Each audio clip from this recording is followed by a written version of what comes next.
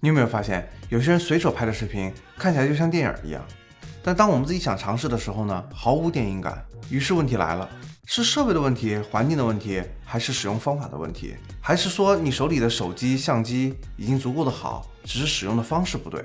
欢迎收看光圈仔的频道，我是光圈仔。今天我们就来做这样一个实验，同样的场景，同样的画面，我们来看看3种不一样的设备究竟会有什么样的表现。这是 iPhone 16 Pro 1TB， 这个呢是 Pocket 3小巧便携，很多人爱用它拍 Vlog。这台是电影团队常用的设备 BMPCC 6K 摄像机。但是你以为光比设备就够了吗？其实决定画质的并不只有设备，还有光线。所以除了比较设备以外，我们再多做一个实验。第一轮我们会在同样的环境下看看3台不同的设备究竟会有什么样的表现。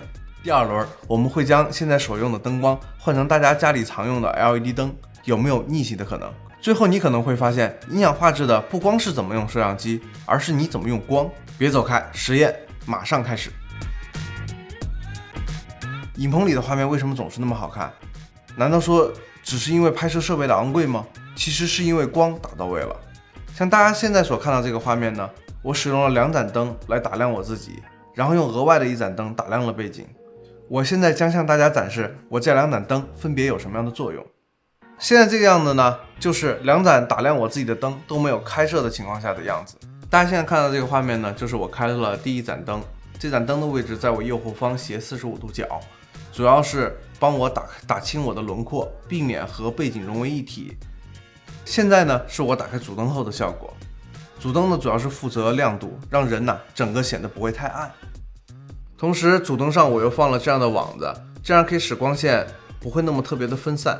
你觉得在现在这种情况下，手机 Pocket 3和摄像机3台设备的画面究竟会有多大的区别？是基本上差不多，还是一个像艺术展，一个像身份证照片一样？想想你的答案，等下看看对比是不是符合你的预期。以下就是3种设备在专业灯光下的画面。先看手机，手机的画面呢非常清晰，颜色非常鲜艳，但是皮肤特别亮，有点过曝的感觉。背景呢清晰的过头，整个画面呢显得特别平，少了点层次感。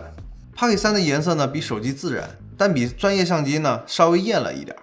景深呢稍微比手机好一点，但比不上专业相机的自然感。专业相机呢肤色更加自然，亮部和暗部过渡更平滑，背景虚化更自然，让人物更突出，细节更多。画面呢不会有过锐化或者死白的现象。肯定有人会说，我可以通过后期调整画面效果，这里是我尽力调整的结果。其实从刚刚的对比画面中，大家不难看出，在光线足够好的情况下，3个设备的画面呢都还能接受。那么问题来了，如果光线没有这么好呢，3台设备的画面还能是这样吗？那现在咱们关掉专业的灯光，换成家里常见的 LED 灯，你觉得会发生什么？是还能看，还是画面会进入怀旧时代？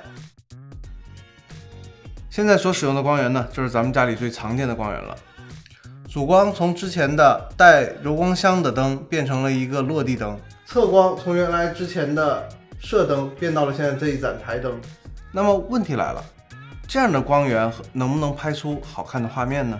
现在这个画面就是使用家里最常见的 LED 灯拍摄出来的画面。那么大家可以比较一下这3台不同的设备所拍摄出来的画质。专业摄像机整体效果没有很通透，层次感呢也有所减弱，看起来不像是专业设备的画面。手机画面呢过曝虽然减弱，但画面还会发黄且没有层次感。Pocket 3呢颜色虽然自然，画质明显下降，肤色呢还会发黄。现在这是后期以后的画面，3个画面对比之前的画质还是有很大的差别，就算是专业摄像机也很难拯救。好了，我们来回顾一下今天的实验结果。如果你想拥有一个好的画质，设备非常重要，但光线更加重要。如果有一个好的光线，手机也能拍出不错的画面。如果光线不行，即使是再好的摄像机，它也不能完全拯救画面。你现在还觉得必须得买好的摄像机才能拍出好的视频吗？或者你现在在考虑先优化光线，再更换相机？希望今天的测试能够帮到你，大家可以在评论区进行讨论，你更喜欢哪一个设备拍摄出来的画面？你最常用的拍摄设备是什么？如果大家觉得今天的视频有用，记得点赞加转发，别忘了点关注哦。感谢大家收看今天的视频，我们下期再见。